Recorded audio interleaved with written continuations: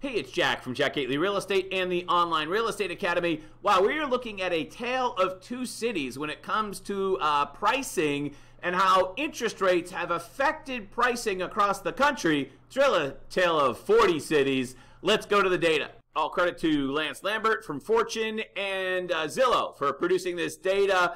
Let's scroll down to the chart. So this chart here, I think the most important column is down from peak. Down from the peak, everybody is up since March 2020 in the 40 major markets across the country. So that's not as important. But down from the peak, New York, 0%. In other words, they're not down from the peak.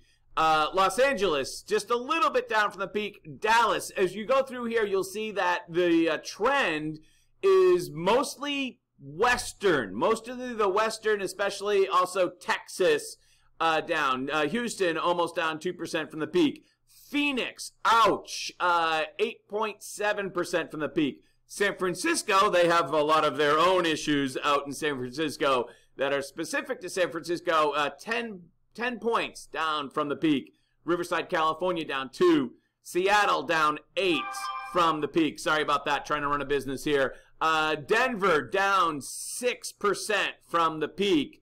You'll notice that a lot of these northeastern cities are not down, or if they are down, they're only down slightly. San Antonio down 3.4%, Portland, Oregon 5%, Sacramento 7%. Austin, Texas. Austin has gotten a lot of attention in the last couple of weeks because they are down 16% off peak. Mostly, I think this is due to a lot of markets are really speculation because of the low interest rates, and now they are really hurting. Vegas, which is almost always the canary in the coal mine for most of the country. Vegas almost always usually overbuilds, but they're only down it's close 7.7% over since the peak. Other cities that are down, San Jose, almost 10%. Nashville, down 3.5%. Now, there's this conventional wisdom out there that if interest rates stay high or even go higher, then that will crash the housing market. And we've seen that in some select housing markets, just as I highlighted there just a minute ago, mostly out west and in the southwest, especially. But that doesn't necessarily mean it's happening everywhere. For instance, we've seen a steady hike in prices here in Massachusetts since March. Only last month did we see a teeny bit turnaround, and that could be, as you can tell, usually we do see a drop in prices almost every August. That's like cyclical. That's like a year-over-year type of thing. It's possible that we'll have a seasonal dip in prices, as we would normally do. But it's also possible that prices more or less will stay elevated even if interest rates stay elevated in some selective markets. It's going to vary depending upon where you are in the United States. You know, there's this concept of a rolling recession. Maybe you've heard about it where, you know, it hits certain markets but doesn't hurt other markets. And that's what we're seeing, I think, geographically across the United States.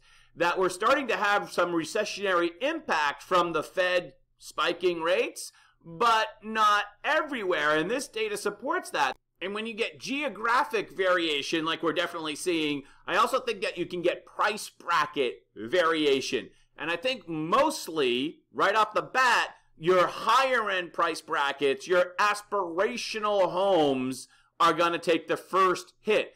Lower priced homes, relative to whatever market you have, they're going to be okay right off the bat. But anything that's aspirational, I kind of want that. I would really want to have that, but I don't need it.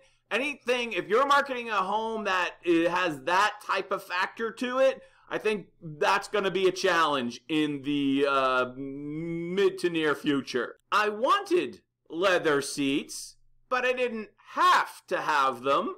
The more important thing was that I got the Bronco. It's doing fine, by the way. I've had it for over 2 years.